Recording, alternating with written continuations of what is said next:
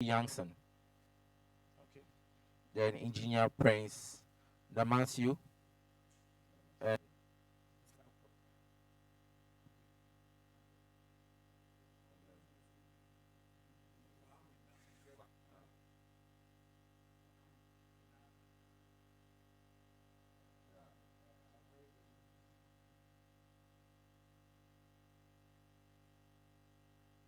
Mr.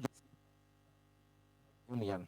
Okay, so this is the panel discussion for today. I hope Thank you very much. You are all welcome once again and good afternoon. What we normally do as OSHA Association, after every presentation, we don't take questions direct from the presentation. It is during the panel discussion that we give about 10 minutes for any other person who wants to ask a question. So doctor did not do a presentation, but the three of them did a presentation. So if you have any question, you ask. I know for sure somebody is going to ask a question about APPE, what we normally call PPE, but the actual word is appropriate personal protective equipment. And Dr. Kofi Yankson has done a survey, so many industries about this. You know, he is a scientist, and he works at BRI, Burden of Road Research Institute, where a lot of contractors use sand, gravels, and all those that. And he's here if you have any question. And what we're going to discuss, one of the key issues about this OS bill is, do we have enough appropriate personal protective equipment in this country? So if we have it here, then what does it mean that people work at various industries, companies, and they don't wear them? And one particular example I will give is the fire service. You will see most of them attending to fires at the fire ground. Only few wear helmets, and they don't even strap there. They don't buckle to hold it well. We also have the security services, who a lot of them ride motorbikes, but per the airline 2180, it says everybody should wear, so far as you are on a motorbike, you should wear helmets. And we don't do it. So does it mean that the appropriate personal protective equipment that we're talking about to help us push the bill, will it work or not? So Dr. Kofi Johnson is here to talk about some of them. Then we have Engineer Prezimasio. From his presentation, you saw, and the questions that you want to ask is here. Ankaboisi is also here with the ILO, and then Joseph is also here. And then just the 5 minutes you ask your questions, they give you answer. And now have questions that I'm going to ask them as well. Thank you very much. So from the audience, any question that you wanted to ask that we ask you to hold on, this is the time that you can ask. So any question for them? Yes, sir, President. Okay.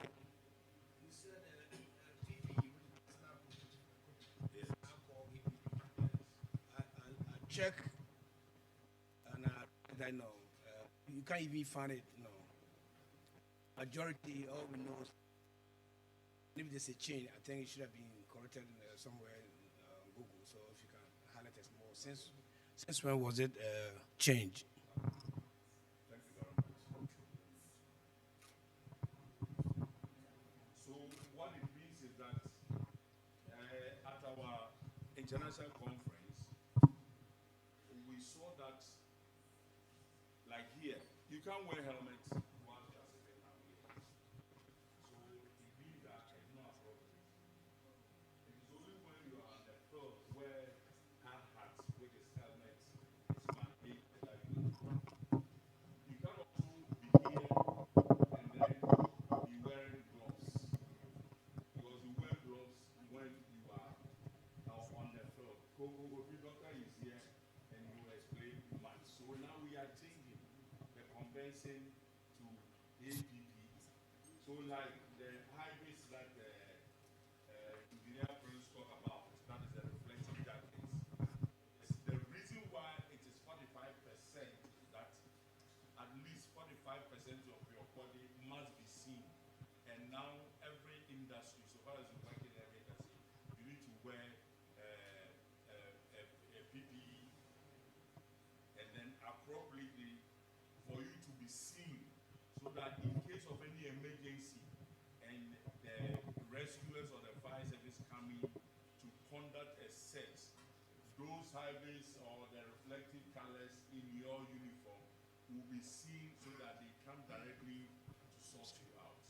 That is where we do what we call triage to sort out who is dead, who is injured, and all those. So gradually it will change. But internationally, that is what we have discussed. So, it takes time where ISO and all those must come to our view. But for now, we are saying that we should convert from saying PPE, because when the COVID came, it was all about wear PPE. So putting on nose masks alone doesn't make you wear of PPE. It's one aspect of it. But if you are working in a particular industry, you need to wear the full gear. So if you take the fire service, for instance, you need to wear a boots, you need to wear the tunic, you need to wear your helmet, you need to wear what the breathing apparatus as well. And even the breathing apparatus, it's not everybody who is supposed to wear breathing apparatus. We need to test your lungs, whether the air that is coming from the cylinder can match with your heart. You understand? But some just wear it. Some just wear the the breathing apparatus because it's on the fire ground, which is wrong. Because before you wear it, you must be tested. You must go through medical, testing and all those, for them to know that it is appropriate for you to wear the breathing apparatus.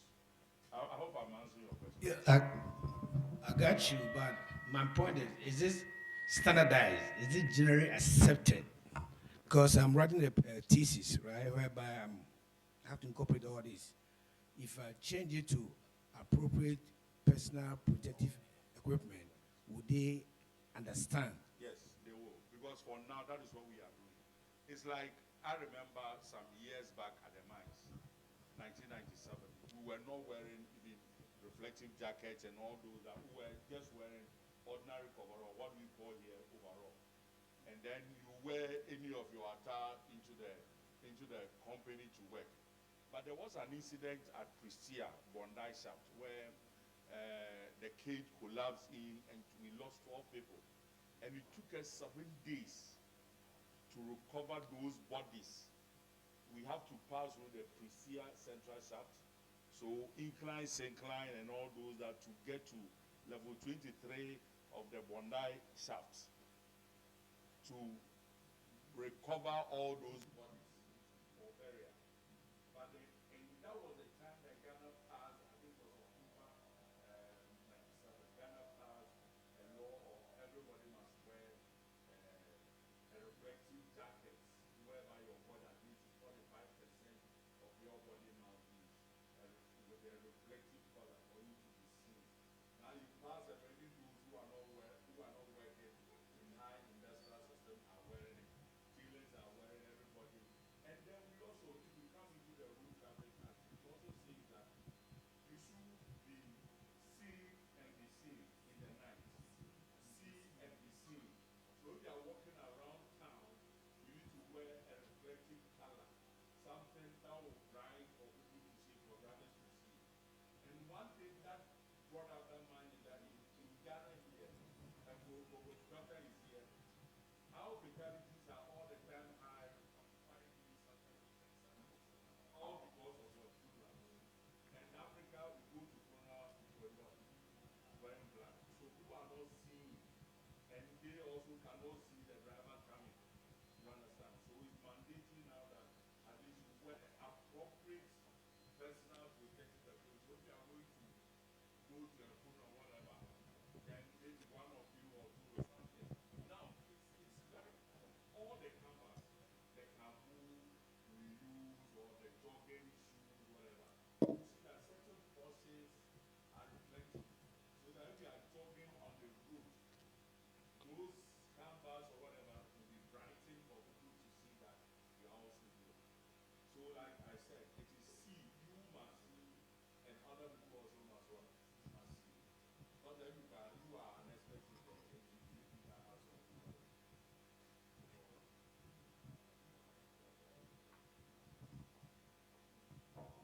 Hello. Thank you very much. I think I want to go with what Mr. Monty has just said. I want to go with what Mr. Monty has just said. Basically, we have been dealing with, we've been dealing, let me illustrate it with this. We've been dealing with helmet use. In 2009, there was a global research, and currently there's another research ongoing. It's been running since 2015. Johns Hopkins University is collaborating with my institution, CSIR Building and Road Research Institute. And we returned from Accra for a workshop. People were asking about helmets. And, you know, helmet use. Some, not every helmet is a helmet. To start with, a helmet must have a strap. Very, very important. Otherwise, you fall off. The helmet might be running somewhere, and then your head, would be torn apart, break apart. Basically, if you want to illustrate this, stand at a height, take a watermelon, release it. How it breaks. That's the head is affected in a similar manner. And so you even have people using calabash. You say, I have to wear something on my head. And so insofar as my head is covered, but calabash is not appropriate. And so the appropriateness here is an emphasis that you use the PPE correctly at the right time and at the right place. For example, if you sit here and you wear the helmet, it might not be put into good use. Of course, it will be an overuse of whatever, because as you sit here, nothing is going to crash your head. Number two, it's going to obstruct the person sitting behind you. And so these are some of the things. And then let me end with this. When it comes to nose masks, there are various kinds. I monitor air quality, and I come across a number of people wearing the wrong ones. During COVID, what we used to see was basically to prevent dust. And even that, there are grades. You realize that the medical people were stressing on N95. Then our people, young Crawford, some of them also came with KN95. And so that the moment you see, 95, you'll be tempted to buy. So what are we saying? You find people in traffic, because I monitor air quality. I was discussing this with our president this morning. When it comes to particulates, PM, particulate matter, we classify them according to their what we call aerodynamic diameters, how wide they are. The smaller the value, the more dangerous the particulate matter is. PM 2.5 downwards, as you inhale this way, air rushes into your lungs and it gets stored in some small sacs called the alveoli. One is alveolus. Whilst there, the smaller ones can penetrate through the walls of the alveoli, enter the bloodstream, and begin to cause havoc. And these have been linked to endocrine disruption, cancers, heart attacks, and so on. And so let me end by saying that when you wear the appropriate PPE, you yourself are in the position to gain. Otherwise, you lose out. Yeah, thank you. So, President, I believe you now understand it well. Yeah. Okay. Now, we have discussions this morning, presentations, and then I want Engineer President Masu. You talk about the 45% of visibility, either at the roadside, in the industry, and all those that, from your experience as an international HSE manager, can you brief us what goes on outside and then compare it to what is happening in Ghana? Our industry, apart from the mining sector and other places, what we have, does it meet the international standard as well? Thank you very much for this question. So I started with my work site, where the places that I worked at, and I've been in the mining industry for 20 years, 10 of which was between 2010 and 2020. And we established the high visibility dressing code because our environment was high risk. You see the dump trucks that I showed you and the nature of accidents. The operators need to see you. They need to see you from far away, from the corner of their eyes, because you are fluorescent and you are reflective. Your reflection, those reflective bands are actually just for night vision. So when light throws on you, they see that there's somebody moving. So vehicles don't crash on you, and if it's in the construction industry, you don't have someone, knocking you with a steel pipe or something, because you are easily seen. In the United States, it's so beautiful to see men at work at the roadside. It's like, it's so beautiful. You see them all, sometimes it is like fluorescent green, fluorescent yellow. If it is orange, it's orange. All you see is the reflectors, and a band of the reflectors have to be 5 centimeters. It's a dimension. It cannot be less than that. Those are the standards we call class 1. We have class 1, class 2, and class 3 visibilities. And for mining standard is class 2. Now, class 1 is what we see everybody wear. We have class 3, which is long sleeve fluorescent. You have from the ground to the, it's class 3 visibility. That's the highest visibility you can get. So if someone has a short sleeve and he has the bands and it's fluorescent and have all the reflective bands, he qualifies for the 45% fluorescent and then reflection. But if you want to be class 3 visible, then you must have long sleeve. And in my company, we went a step further to have the class 3 visibility. So everybody wears long pants, long trousers, long sleeve shirts, because we were also protecting ourselves against mosquito bites. So we said it was mandatory that when you work in Africa, any part of Africa, you must wear long sleeve, high visibility clothing. So it became a standard. If you permit me to just say one thing about the helmet. The helmets have standards. You have to see CE or standardized code embossed on the helmet to assure that this is of quality. CE is European Community stamp that I know, but we have American stamp as well. When you turn the helmet over, it's all written there. And even the expiry date of the helmet is stated there. The helmet we see people working, it looks like they just poured plastic in some extruder and then it comes off like the way our mineral bottles come up and then they put it on their head and wear.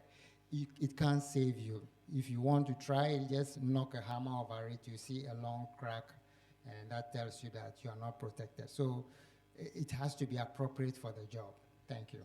Yeah, you heard what he said. He said even the helmets, they have what? Expiry dates. How many of us know that? Yeah, but majority of us don't know. And we go to the shops to buy the expired one. And then whilst you work, it falls and then it breaks. So if it's on your head, and then let's say you've fallen from first floor, which you go down with 30 kilometers per hour, what would that mean? Meaning that you cracking your head totally. So we need to check. Likewise, the tires that the cars use on our road, it also has manufacturing date, and Ghana law says that you need to add +4. So if you are buying it today and you check, you add the +4 and it's late, yesterday it expired, immediately you cannot use it. But here is the case, our people are just using them. And one funny thing is that they write C on them and they think that, and the people who sell them are saying that it is commercial. It is wrong. There is nothing like commercial in ties. We either have temperature A, temperature B, or temperature C. Temperature C is cold ties. You don't need it here. You only need temperature A or temperature B. Okay. With the IMO and the workman compensation and all those it's time. Like somebody who work is involved in a crash or whatever, he needs his workman compensation, and then it becomes a tug of war with the employee and then the employer. What is going on in Ghana? Can you tell us, whilst you were in active service, what was all about? Because we have a law which says that workman compensation, so far as you are injured or whatever, they need to pay your compensation. You go for letters of administration and all, and still they are not paid. Okay, thank you so much, Brother Bismarck. The workman compensation law in Ghana, in fact, we imported, say, about 52% of that into the new law, which means that it was almost okay, except to meet the high road standards. And what we saw was that in Ghana, the law didn't compel employers to insure the insure workers under the law. They said, oh, okay, after we are working, when they bring the award, I will pay. But they don't pay. So the new law enforces you to insure after you have registered them under the law, it should be insured. So that whenever there's an incident, there's a medical board who give the award. And as soon as the award comes, it goes to the insurance company for it to be paid. But employers, they want to cut the corner. Instead of paying about, say, 5,000, 10,000 a month against the insurance, the many employers, if everybody pay, it can be a huge sum in the insurance system. And they can easily be paid, even at time paid plus bonus. And in the US, they pay plus bonus, as my brother is saying. If the board award you $200,000, and the people in that category, that injury category, is very rare, they can double it for you, because the insurance generates a huge amount of money in the system. So the new law now sees to that they will insure them. After you have registered, it's a very small, easy form. When you finish and you sign, you go to your insurance company and get it insured. Okay, thanks. Yeah, thank you. So let me highlight on this one also. Initially, we were picking buses, this light aid buses and other things were picking 19 people, and then suddenly it changed to 15. Because initially, all those who were involved in crashes and other things were not paid their insurance. Because as soon as you go to the insurance company, they say that the vehicle was overloaded. And then now, instead of 15, they were taking 19. So nobody was paid. Now it's a mandatory aspect that every vehicle, light vehicles, the maximum number you can take is what? Is 15.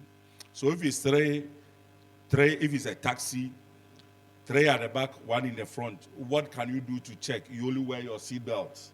So if I wear my seatbelt at the front and then you tell me to sit for somebody to, you just ask the person, what seatbelt will he wear? But the point is that we don't even wear the seatbelts. Now my question goes to Joseph. Joseph, we mostly see people looking for jobs, right from you are with academia. They're just looking for job and finishing university with all the learning and everything. They give them appointment letters and they don't even read. So they are caught up when they have a problem. And then it will state that, oh, it's in your appointment letter. What can we do to bring up this aspect of learning, reading our appointment letters? I believe most of us are here. We've not even read what is in our appointment letter, which is very serious.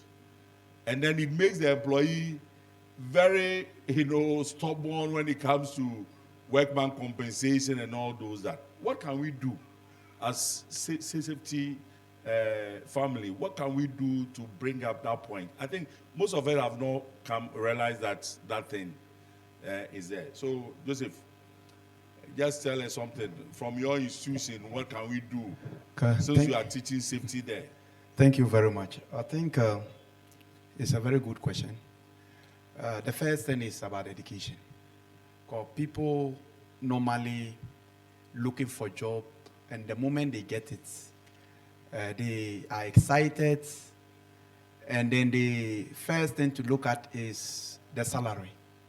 And the moment they see the salary, any other thing, it doesn't concern them. But what I have seen is that when the problems comes in, then it is in favor of the employer. Then he now refer you to the appointment letter. And when you get there, you realize that it is an issue. But if it's the other way around, I guess that will be favored the employee, and you yourself don't know, then we can silence. One thing I've learned, I was working with Ghana National Fire Service before I joined the academia. And the difference I see that like the Ghana National Fire Service, they will publish the list for promotion. And so they give you the date and all go. But in academia, it's not like that. You yourself, if you think you are qualified for promotion, so you saw it. So everything is in the appointment letter. If you have not read it, it means that your colleagues will be promoted and you'll be there. No one will tell you that it is time for promotion. And then if there is something happening and you don't read from the social media and then some of the public things that an announcement they've made, there's certain things other will be benefiting and you will never benefit. I think that if most of organizations do that, it will help. So that it will force people to go through to read. If not, as you rightly said, people will just think that they will not be serious about it. The only thing is monetary thing that they're interested. But there is something more than the monetary issues in the appointment letter. So education, education, education. Thank you very much. I think what we are doing here, we are giving you information, educating you, and no one can take it from your head. What we are learning here today, nobody, not even your father or mother, can come and then take it from your head. So I'm going to ask another question, which is a very critical one. Okay.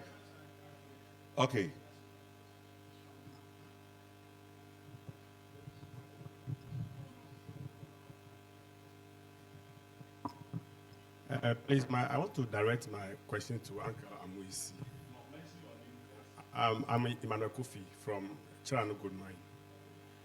We all know when it comes to safety, it is involvement of everybody. And for the employers, once it is a production field, they always want more of the productions. So therefore, when you see something going on wrong, come through this type of OSHA association, at least you've been trained, aware of hazards and other stuff. So it's how to do things right. That's, you become an enemy between your employer and you, and even maybe some of your supervisors and your colleagues as well. So once you've touched on the law, Ghana's roadmap, some of the colleagues or some of the individuals who want to exhibit good example of safety alertness at workplaces, because we are down there, so we see what goes on right. There was one time I told my boss that, say, If we want to do everything right, this will not move. So you just move away. Let us continue our job. It's true. When the workers are around, we do so many things that sometimes when you are safety conscious, you'll be surprised human beings are putting themselves to that type of risk. I'm asking, Uncle, what can the institution do to protect some of us who wants to put on the right things? We have to follow the right procedures to do the job, because that time become an enemy to your employer, to your supervisors, and to your bosses. So how would law protect some of us who have been enlightened? Thank you very much. Okay. Thank you so much. It's a very beautiful question. You know, I was mentioning policy and the bill. We didn't have time. Otherwise, I would have gone inside. The presentation is also here to give you where the law covers. But on the policy, the entire country, Ghana, we need to have an OSI policy. Then when the country finishes its policy, every employment area should also have their own policy when it comes to safety.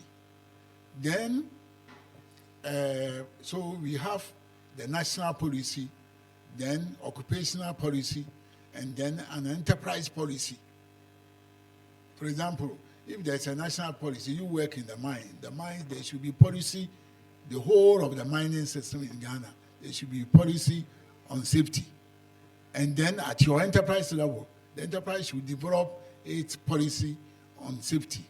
And everybody should know, and that policy should be signed by the highest person in the enterprise, which is the managing director or general manager or something, or CEO. So, and every worker should know when you are employed, apart from giving you the employment director and the collective agreement, you should also get the safety policy. And you read through. In fact, it's even prescribed that after giving them all those, you have to still train them to know. So a time will come in Ghana when you say that, oh, this what you are doing is dangerous. All the employees around you will agree with you that it's dangerous. They won't take you at the black sheep among the white one in the enterprise. No.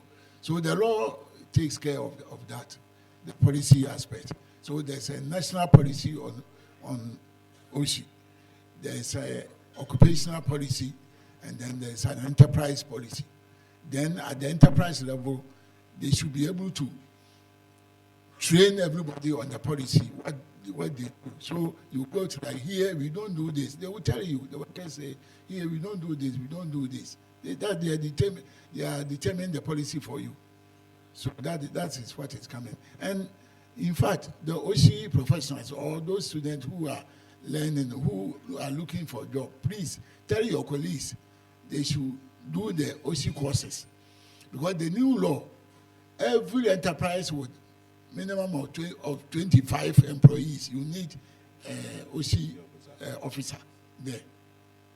So this officer is the one who will make sure that the policy is enforced. And he reports directly to the managing director. He's like an auditor. So that's what the new law says. In fact, if you go abroad and you see what people in primary school, secondary school, and even the general public in the way they are conscious. Here, when you say, hey, there's a noise, everybody ran there to see. In fact, even when a tanker breaks down, people are running to look at what happened at that village. As soon as the man got down and started shouting that they should go away, they rather came close to look at why he was shouting. And everybody was killed or injured. So what it means is that we need training. Exactly. So you have said, I want Prince and then Doctor and then Joseph. What can we do in terms of training? Very key. And everybody here, we're going to train. What can we also do when we go out? Because in Japan, there is nothing like refuse dump or whatever. Everybody, you saw what happened at Qatar when they played us. Immediately, when Ghanaians were leaving, they were rather, picking all those refuse and making the place clean. What can we do?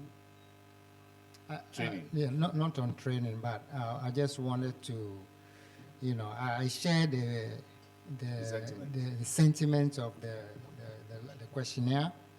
Please, are you a safety officer? Your safety rep, that's fine. That's a good roadmap to becoming a safety officer. What you feel today, I have felt it, okay? And one thing I can tell you is that if you don't stand your grounds and you follow the crowd, when you get injured, nobody cares about you. You lose a member of your body, an arm, a finger, nobody cares about you.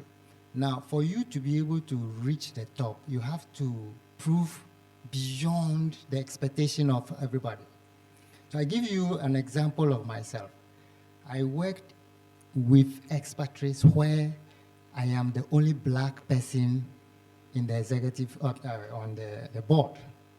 And I'm talking about when, all managers or heads of departments have met, I'm the only black person.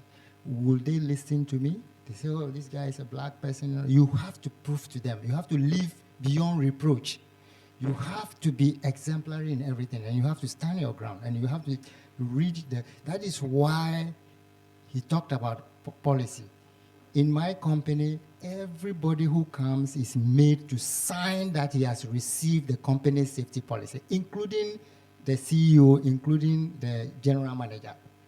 So they have seen it, they have a copy, and they know that workers have their rights. It is, when I was trying to do the presentation, there was no time, so I couldn't go through the employees, what is required of the employees and what is required of the employers. It is clearly stated. And if you don't master both of them, then you'll be defeated by your supervisor who says, no, let's do it this way, let's do shortcuts. You will quote it to me and say, hey, when you came for induction, we told you this, and you cannot let us cut corners. So it will take some time, but stand your grounds, and I'm sure you'll get there one day. Yeah. Doctor, no, hold on. We'll come for the questions. Let's finish here, and then you ask your questions. Now, training. Okay, so thank you very much, Bibi. I would like to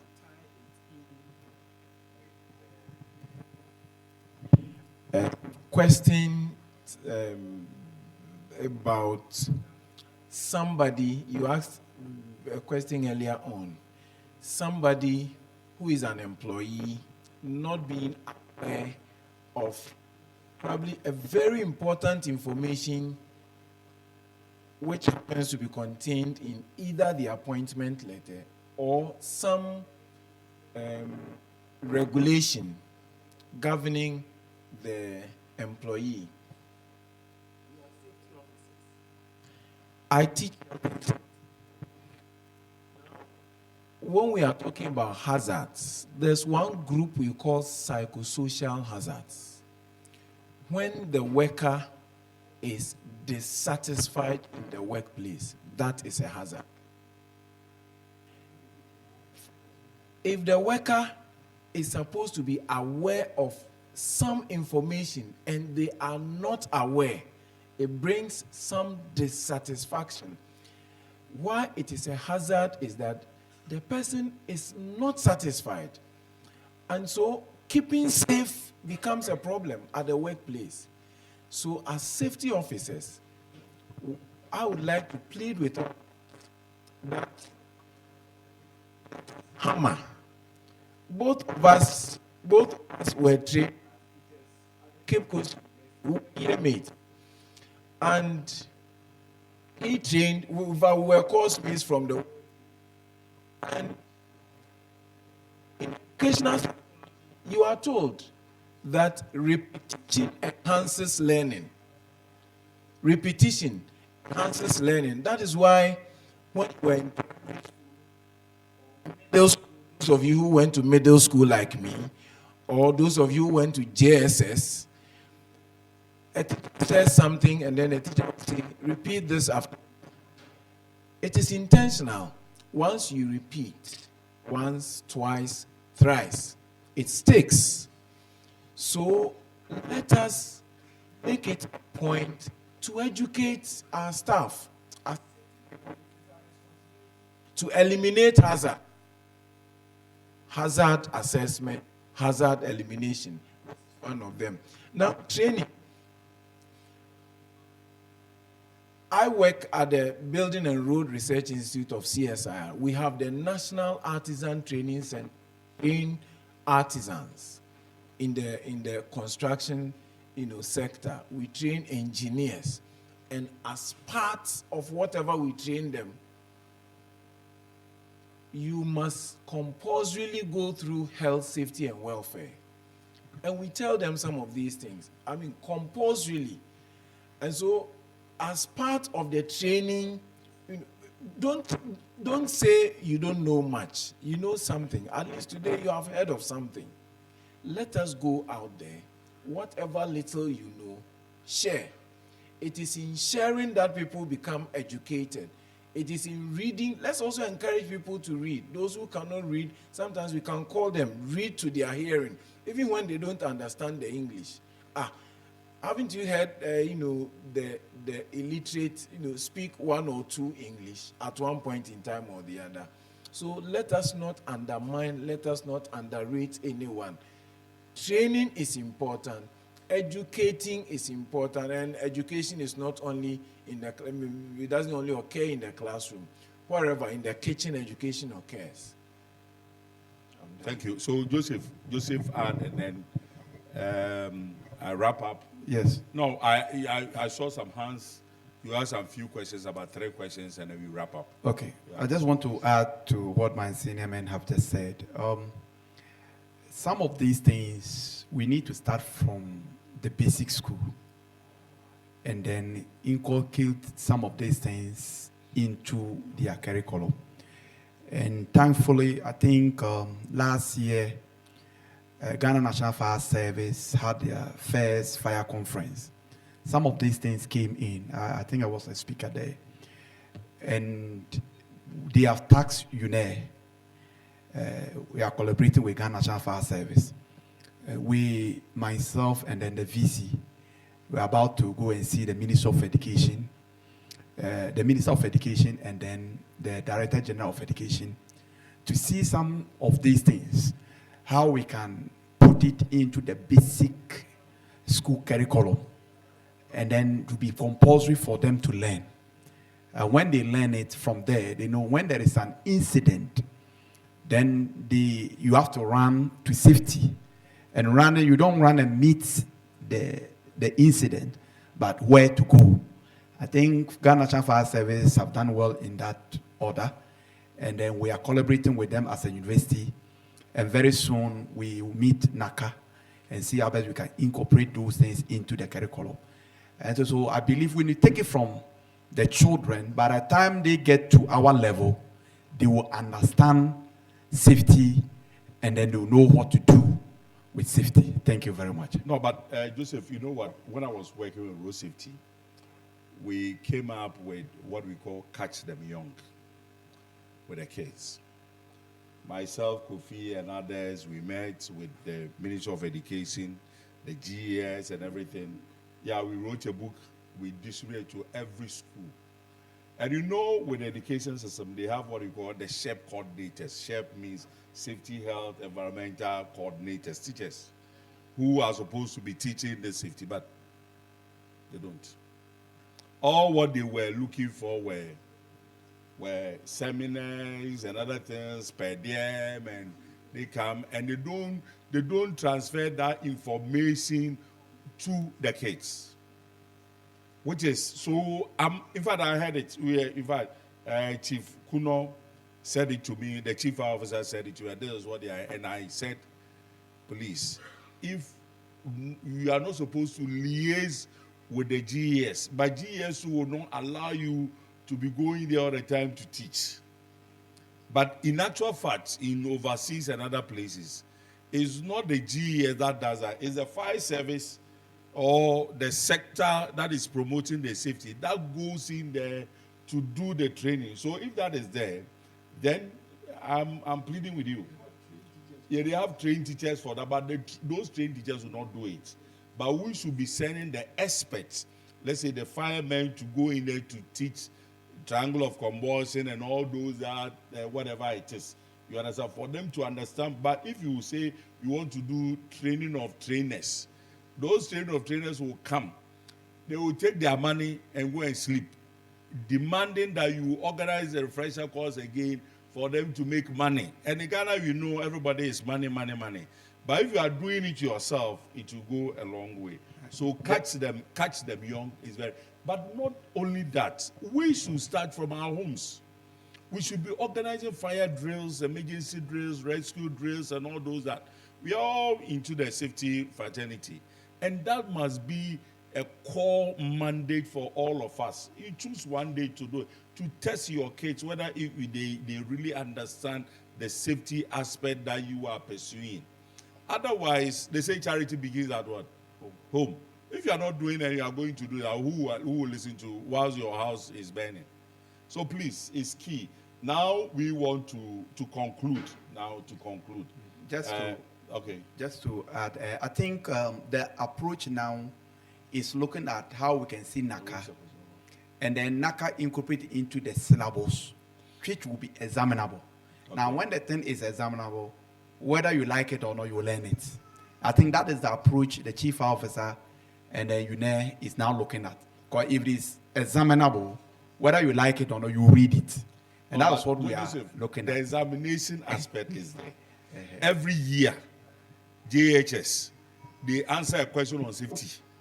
SS, every year, you can go through their past papers. Their social studies, they answer compulsory questions. Either the comprehension talks about safety, or you answer question about those of you who went through JSS. And there's when those of you who went through Form 5. We did the same thing. It was coming. You answer. But the point is that we have what we call in Ghana, too poor pass forget. No, it's okay. You see, if you take the ladies, these days in the basic school, we have in charge of gender and other issues concerning women. And I can tell you, they work so hard. And they are special training in that. So it depends on the type of training we are giving to the share officers in the you see, there's a teacher who is in charge of first aid, safety, and other things, even March 6, March pass, and all those things, social things. So such teacher should be properly trained and motivated to do, because I know that the ladies who are in charge of gender and the women matters, they are really, really working. So if you train them well, they will work. Thank you. Yeah. So just here we have asked questions from this side. So here we have 1, 2, and 3. First ones, not 2, just 1, and then we answer and then we go, because we're working on time. 3 o'clock. We said 2:30, but because of the question. Hello. Yeah. My name is Sub-Officer Benjamin Osei Bonsu. I work with the Ghana National Fire Service. I think my question has turned into a contribution. The law C-115, I think is a very good law, which, if it's being passed, will help our corporate institutions and the whole nation as a whole. But the enforcement of the law is key, should be key for us. Because looking at the section 24, clause 1 of the 1992 Constitution, says every person has the right to work under a safe and healthy condition, which is also a fundamental human right. Looking at the Labor Act, that's the 2003 Act 615. But here we are in some of our institutions. If in the Ghana National Fire Service, we sometimes fight fire without breathing apparatus, which is hazardous to our health. So I will plead, if there is any ways and force such laws for it to help, it will be very important for us. And then I buy the idea of catch them to, I think the Ministry of Education has a part to play. We should have at least some subjects or some form of safety and health education, which will be given to the students right from primary to the tertiary. And then the NCCE should also help the Ghana National Fire Service in terms of fire education to the general public. Thank you very much. The two questions you asked earlier after we have done. No question. So let me just wrap up, and then we start with. We have two functions to perform before 3 o'clock. On this note, I want to thank the panel members for the input given us and all of us here. And I believe that we have really understood whatever we have done today. Those of you who have other questions, just we break after we close, you can bring up the questions for us to answer. On this note, I want to thank all of us, and then we have two presentations to make. Thank you very much. Much panels, Engineer Thomas Boache, Engineer Prince Damasio, Mr. Kwamena Amwesi Ando, Dr. Isaac Kofi Yankson, and Mr. Joseph Asako Azumian. The panels were able to answer and add certain contribution concerning health and safety in our society, within private and public sectors. Les panels ont pu répondre et ajouter certaines contributions concernant la santé et la sécurité dans nos sociétés, dans les secteurs privés et les secteurs publics. So from this,